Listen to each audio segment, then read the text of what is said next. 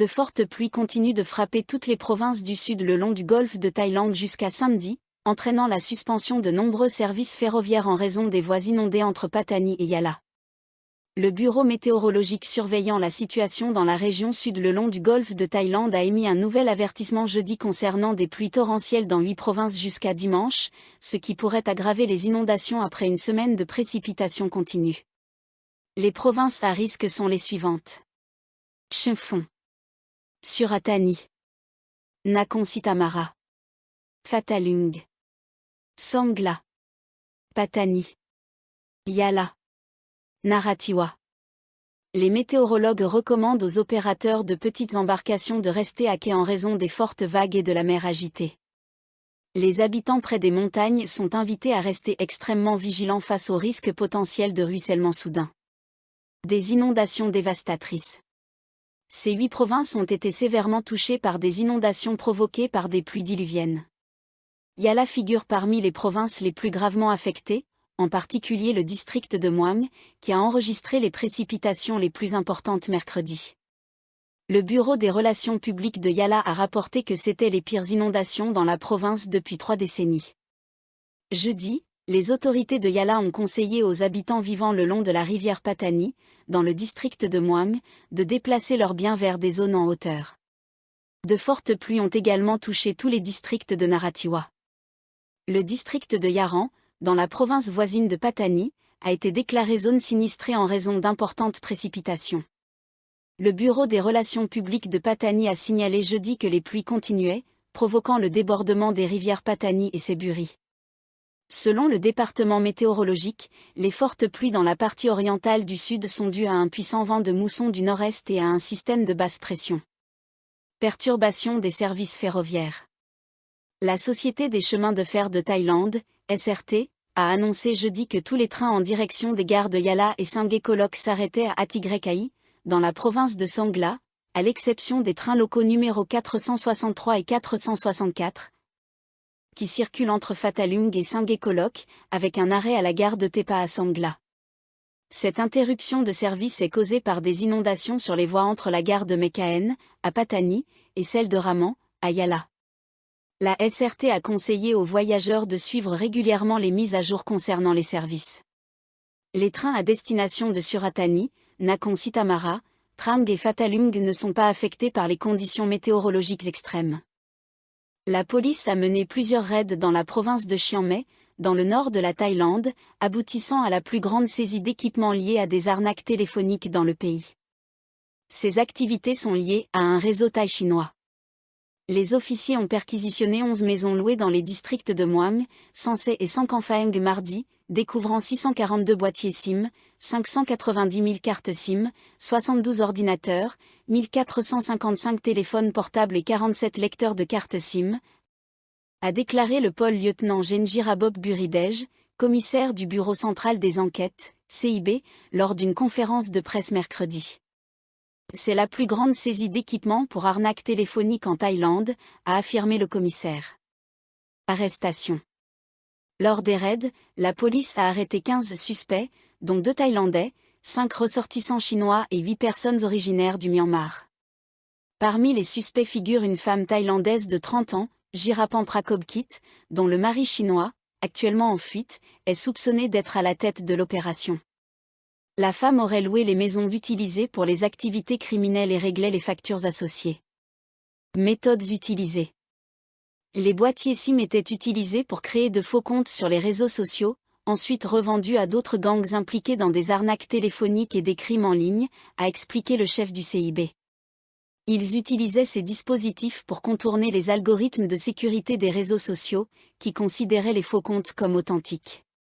Le commissaire a cité Madame Jirapan, qui a déclaré que son mari chinois avait acheté l'équipement, tandis que les autres suspects arrêtés étaient engagés pour rester dans les propriétés louées où les boîtiers SIM étaient installés. 6 compagnies aériennes proposent 50 000 billets de vol domestique avec une réduction de 30% pour les voyageurs du Nouvel An, selon le ministre des Transports. Surya Jindringreanki a indiqué que les billets concernent des vols entre Bangkok et les destinations suivantes, Chiang Mai, Chiang Rai, Attigray, Khon Kaen, Krabi, Phuket, Samui, Ubon Ratchathani et Udon Thani, pour des départs prévus entre le 26 décembre et le 5 janvier. Les compagnies aériennes offrant cette réduction sont Bangkok Airways, Nok Air, Thai Air Asia, Thai Airways International, Thai Lion Air et Thai Vietjet Air. La réduction de 30% s'applique aux tarifs les plus élevés pendant cette période spécifique de voyage du Nouvel An, et les voyageurs doivent réserver leurs billets directement auprès des compagnies aériennes entre le 5 et le 7 décembre, a précisé M. Surya. Le principal parti d'opposition, le People's Party, PP, a annoncé qu'il ne participerait pas aux manifestations antigouvernementales prévues par l'ancien leader de protestation Sondi Lintonkul, affirmant qu'il privilégierait le travail au sein du système parlementaire pour remplir son rôle. Le porte-parole du PP, Pariwa Charazindu, a déclaré mercredi que le parti se concentrerait sur le suivi des actions du gouvernement et sur les préoccupations publiques en utilisant les mécanismes parlementaires. Ces questions, notamment le processus d'administration de la justice, la controverse sur les terres de Khao Kradon et le mémorandum d'accord de 2001 sur le développement conjoint dans le golfe de Thaïlande signé entre la Thaïlande et le Cambodge, seront examinées comme d'habitude, a-t-il précisé. Engagement envers les réformes. Le parti s'engage également à plaider en faveur de réformes et de politiques en soumettant des projets de loi ou en proposant des amendements législatifs, dont plusieurs ont déjà été approuvés par le Parlement, a ajouté M. Pari. Cette déclaration faisait suite aux commentaires de Natawut Sekuar, conseiller du Premier ministre, qui avait suggéré que des partisans du PP pourraient rejoindre les manifestations prévues.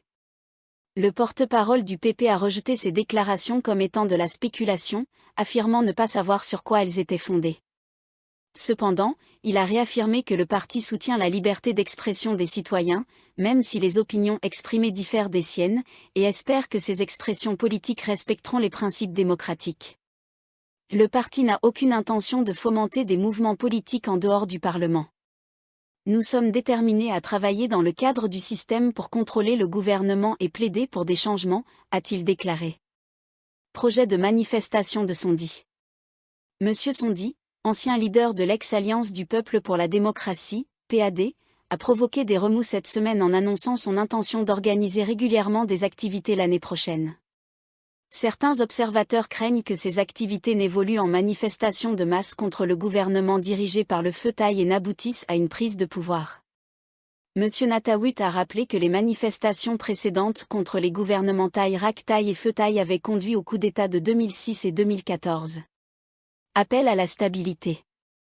Le ministre du Bureau du Premier ministre, Chuzak Sirinil, a exhorté mercredi le public à réfléchir aux impacts des précédentes manifestations des chemises jaunes et des coups d'État, qualifiant ces événements de leçons importantes pour le pays.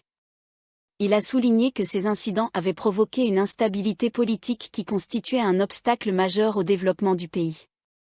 Selon lui, il n'existe actuellement aucune condition susceptible de déclencher des manifestations de masse et il a ajouté qu'aucune négociation n'était en cours dans le cadre du mémorandum de 2001. Une telle crise est derrière nous, et je ne souhaite pas que le pays revienne à ce point, a-t-il déclaré. Un membre du parti Pheu Thai a également écarté les spéculations selon lesquelles le gouvernement de Paetongtarn Shinawatra serait de courte durée. Débat sur la loi référendaire. Le secrétaire général du Palam Pracharat Party, PPRP, Pebun Nititawan, a mis en garde mercredi le gouvernement contre le risque de mauvaise gestion, en particulier dans le cadre des amendements à la Constitution et du projet de loi référendaire, sujet à controverse. Il a commenté la déclaration de M. Chuzak selon laquelle le délai d'attente pour la loi référendaire pourrait être considérablement réduit si elle était classée comme une loi financière. Cette classification pourrait ramener la période d'attente de 180 jours à seulement 10 jours. M. Pebun a insisté pour que le gouvernement respecte les règlements de la Chambre et la décision du président de la Chambre selon laquelle la loi référendaire n'est pas une loi financière. Il a également exprimé son accord avec certains analystes estimant que le gouvernement Paetongtarn pourrait ne pas durer un an.